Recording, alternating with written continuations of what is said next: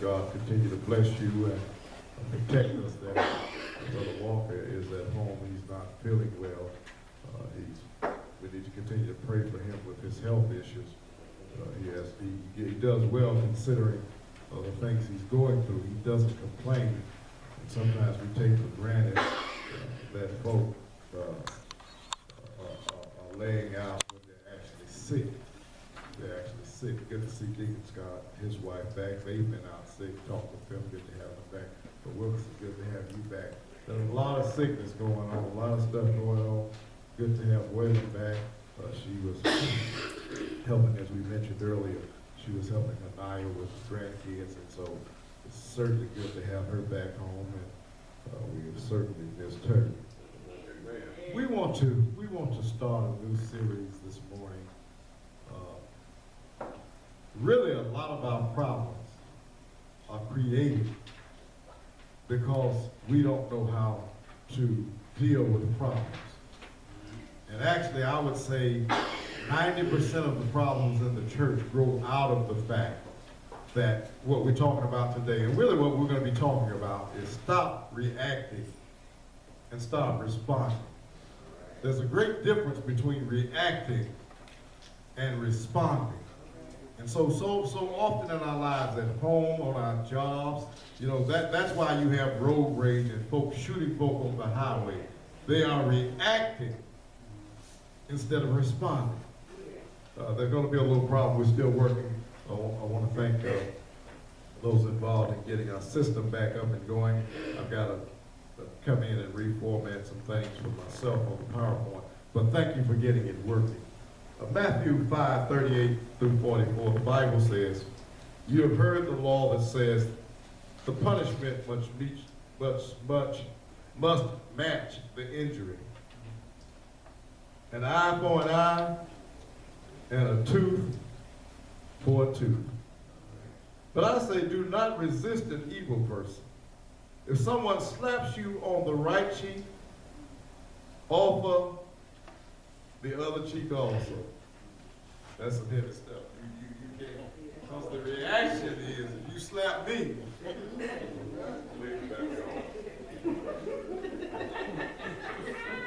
let's be honest. Jesus is talking some heavy stuff here.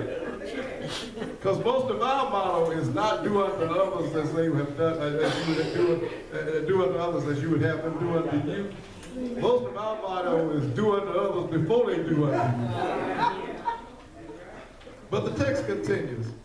If you are sued in court for your shirt, and your shirt is taken from you, give them your coat too. Then he goes on to say, and that's why I say it don't have to be formatted. If a soldier demands that you carry his gear for him a mile, carry it 2 miles. Give to those who ask, and don't turn away from those who want to borrow. You have heard the law says, love your neighbor and hate your enemy. But I say, love your enemy and pray for those who persecute you. I won't stop by to tell you as your preacher. That's easier said than done. Yes, sir. But it is required if we're going to be children of God. In essence, Jesus reminds his disciples and us that we are to live on a higher plane than the rest of this world. That we are to be like salmon swimming against the stream. In essence, what he's really saying is, stop reacting and start responding. Now you may very well ask the question, what's the difference between reacting and responding? Well, there's a whole huge difference between reacting and responding. A reaction is a quick, non-thought out, often threatening situation. In other words, I don't think, I just act upon what you have done to me. A response means I stop, I think about what's going to happen, and what happens with a reaction is, a reaction often begets another. and our president, they say he punches back. Well, the problem with punching back is everybody's not going to let you punch them back. You got to have enough intelligence to diffuse some situations. You don't always have to fight to get out of everything. You got to stop and think. Now that's not, but you got it on your paper. Look at the top of your paper. I wrote it in. Now this is something I learned at work. I'm not going to tell you that this is something in our human performance, this is one of the formulas we always have to deal with when we're dealing with a problem, we're dealing with a person, whatever we're dealing with, we always have to remember this formula. E plus R equals O. Now what does that mean? That means that an event will happen. You cannot do anything about an event. That's totally out of your control. Life happens, does it not? You're going along, everything's going well, you don't think anything of it, but something happens in your life. Somebody says something, somebody does something, or just something happens. Now, you're not in control of the event, but what you are in control of is your response. Now, I have to choose whether I'm going to respond or react. Now, here's the key. The event is usually a negative. If I react, I add a negative to a negative. And I don't remember math, but a negative 11 plus a negative 11 equals a negative 22. Am I right, Doc? I got a math professor. Is that right? Okay, but if I have a negative 11 and I respond with a positive 22, then my outcome is a positive 11. The problem with most of us is we have a negative event, we react negatively, and we get a worse outcome. You got to stop and think, what outcome do I want from this situation? If I come in and I'm angry and I'm upset, I have to stop and I have to think, okay, Sister Payne has not done anything to me. So when I go to the house, just because she cooked collard greens and I wanted turnip greens, I can't fly off the handle. I've got to stop and think of how important it was, because a negative, well, let me put it this way. Let me put it this way. A man is upset with his wife. I'll take it because I don't do this. He goes in, and instead of responding by talking to her with about what he's upset about, he goes in and slaps her. You know what outcome he's gonna get? Huh? The outcome he's probably gonna get is that hand will never slap another.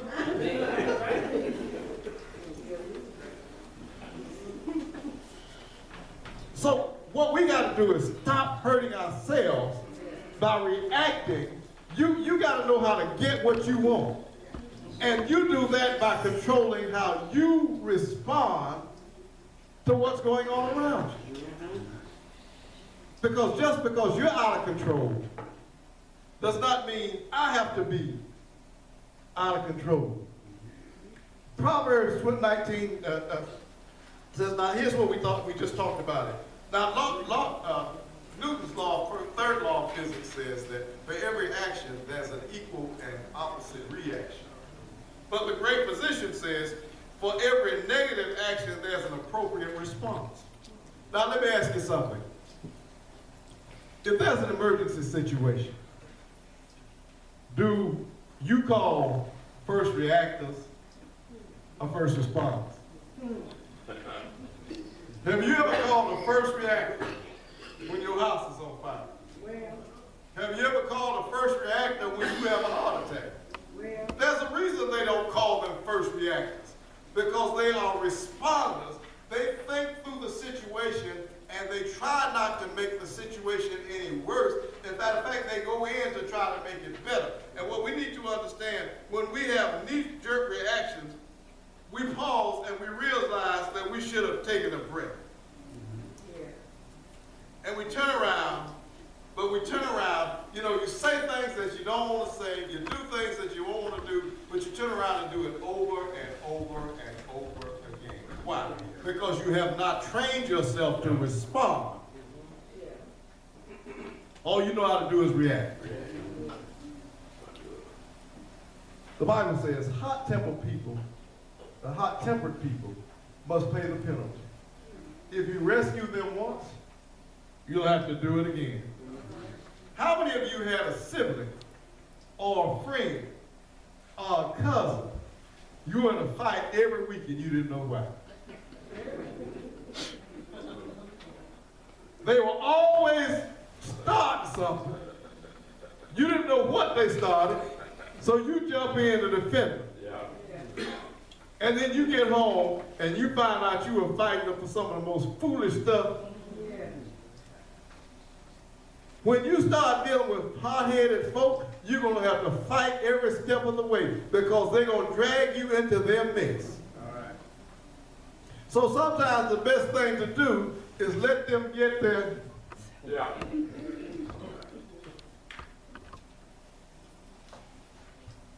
Let's talk about reaction versus response. Now, some people see that, and I know this is a lot of psychology this morning, but you know what? If you don't understand how your mind works, your mind will work you. So let's look at it. The word reaction, what's the difference between reaction and response? A reaction is often instant. It's irrational. It's based on our beliefs, our biases, our prejudice of the unconscious mind. It may turn out okay, but a reaction is something 9 times out of 10 you're going to regret. When you say something without thinking, it's the unconscious mind running the show. A reaction is based in the moment and does not take into consideration the long-term effects of what you say and what you do. A reaction is survival-oriented. On some level, a defense mechanism. Look again at what the text says. Look at what the text says. And I talked about that. We don't call first responders. There's a huge difference. A reaction is quick. A response is thought out. A person without self-control is like a city without walls. When anybody and everything can affect you, you are, and people are funny. If they know they can push your buttons, you will become their puppet. They can make you dance to their music. They'll make you do what they want you to do. They'll make you say what they want you to say. So you've got to learn that everybody's not going to push my button. Jesus said, you've heard the law says the punishment must match the injury. An eye for an eye, a tooth for a tooth. But I say do not resist an evil person. If someone slaps you on the right cheek, offer the other cheek also. You got to live on a higher plane. Believe me, you're going to go through life and you are going to get slapped constantly. You're going to get slapped even when you're not thinking about being slapped. Somebody in the store is going to look at you and suck their teeth. And don't even realize they don't know you. They think you somebody else. And then some folk are going to give you a piece of their mind. They walk up to you, give you a piece of their mind, and then you realize when they get through, Lord, they didn't even have that piece of mind to spare. They don't have enough mind to be trying to give any away. So before I land the ship, this is as far as we go. We're not going to get to how to deal with it. That's the first clue to how you deal with it. But here's what I want to end this thing. What's the difference between a response and a reaction? I see a beggar on the street. He comes up to me, and I am disgusted, I am angry, but I'm too ashamed to say no. So I give him the money. That's a reaction. Well, what's the difference? If I see this man, and I know that God has given me the means to help, and my only purpose in life is to help humanity the same way Jesus helped us, I give him the money understanding that that's what God would have me to do. That's a response. Two different things. They look just alike, don't they? You just saw me give the man money. But what you don't know is what motivated me to give him the money. One can be out of anger and frustration, being a response. The other could be out of compassion. Now let's take the other scenario. I don't give him the money. It could be out of, I can't stand beggars. You ought to get a job just like I got. Or quit begging, go get him a job. That's a reaction. It's a response.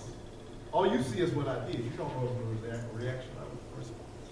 It's a response if I say, well, I'm not going to give him this $10.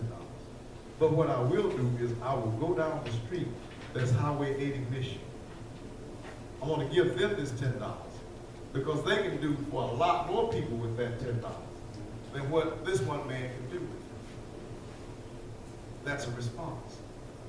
But the problem is, we can't see which is which. The person that did it can.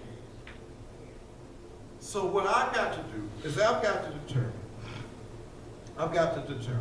that I'm not going to let people dictate how I respond to them. I say we're going to get in, but I won't be the first two because I got 5 minutes. James says, understand this, dear brothers and sisters. You must be quick to listen. How many times do people say, I know, you're in the middle of a sentence. I know. And then go do just the opposite of what you asked them to do. But you know what I run into trouble with is when I'm away from the job, I get into trouble, Brother B, because we have been trained at work to communicate on a 3-way level. In other words, we sit down, and I tell somebody, well, I need this clearance put out on this piece of equipment.